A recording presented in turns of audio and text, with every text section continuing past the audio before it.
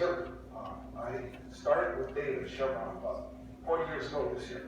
Wow. I think Dave might have gotten here a year before me, maybe 75, but there were about 20 of us or so. It was a crop of the mid-70s. There was a lot of recruiting going on in the oil business those days, and none of us had a whole lot of money, but we all went to Denver when we didn't have our parents to live up there. So, kind of like holidays, we call ourselves the orphans. That's one of our names, and we would all get together for Thanksgiving. We did quite a bit of bonding back in those days, and we ended up calling ourselves the buddy system because we stayed in touch and we helped each other. And there's quite a few of us. I know John and Karen are still here, and way back in the back there, John. And we stayed in touch over the years. We formed an email group, not quite so savvy, so I'll get on Facebook. So we just stay in touch by email every other day. And it's been a great, wonderful friendship. Starting back in the early days, what I remember about Dave is that Chevron, Alberta's management recognized him for his intelligence and his leadership ability, and he got early promotions. Matter of fact, I don't know if you say this, but I'll just will you. We used to call him affectionately Rocket Ass. Because he was so Chevron management like he had natural leadership abilities. He was very, he could communicate, very articulate, and he was smart. And so he was on his way. And we all felt good about that because not only did Chevron's other management think highly of his peers, highly, we all loved him. He had these leadership qualities. I guess you all know them from what I've heard here. If there was something going on or something happened, he says, okay, here's the time we're leaving, everybody be there, and here's what we're going to do. And when we're still in the middle of the having fun, he says, okay, it's time to go home now.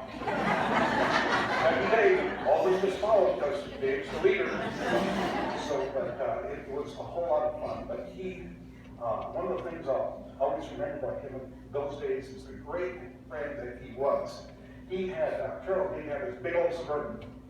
And in those days, all the orphans were moving around from apartment to apartment, apartment to house.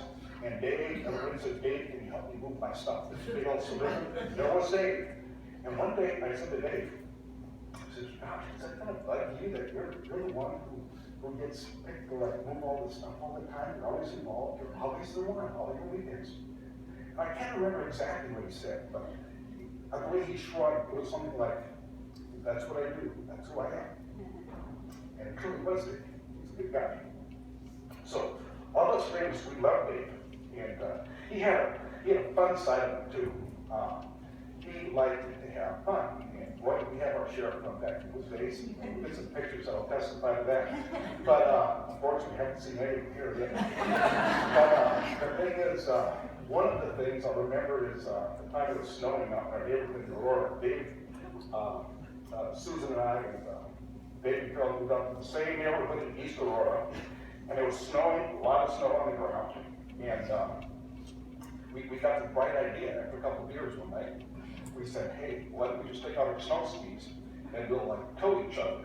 I can't remember whose idea it was, but it probably was his looking back because he was the leader. And I said, that sounds like a fun thing to do for me. Let's go. And so that's what we did. We pulled each other around the neighborhood on our snow skis. Tied to the bumper of the car. That's the kind of fun we had in those days, the kind of fun that our group had. Dave had a real practical side to him, a very problem-solving side of him. He was just hit problems straight on. And it was about 10 years or so. I remember a conversation with him when he started to retire here. I said, hey, 30 years, Chevron, you had a good career going. You know, you're retiring? Really? That's, you know, it's a nice community. And he goes, well, he says, here's what I did. Took a poll of all the other early retirees at Chevron. And he knew a lot of people at Chevron. He says, not only one had ever regretted the fact they retired. He says, that's not for me. That's all the data that I need. So we stayed in touch over the years in a very practical side. And we stayed in touch over the years. He, of course, was a great friend, great leader. And a couple months ago was the last time we had a glorious last day of the golf course together. Been out there several times playing golf. It was just a beautiful day. And it was almost divine. We just resonated, wrote around that card. I was about to retire, and he was coaching me in the nuances of retirement. He had 10 years experience of it, but he was a man who really loved his retirement. he loved you all, and he loved this community. And Linda and I left and drove away that weekend. We stayed with Dave and Carol overnight, drove away. Man, those two loved this community.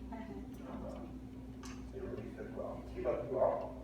Found that out. So at this point, last couple of days, in our email group system, got encouragement from everyone to say, pass on Carol and to Jennifer and Ashley, to your family, the heartfelt condolences. So on their behalf and mine, I'd like to say thank you, Dave. Dave, we love you.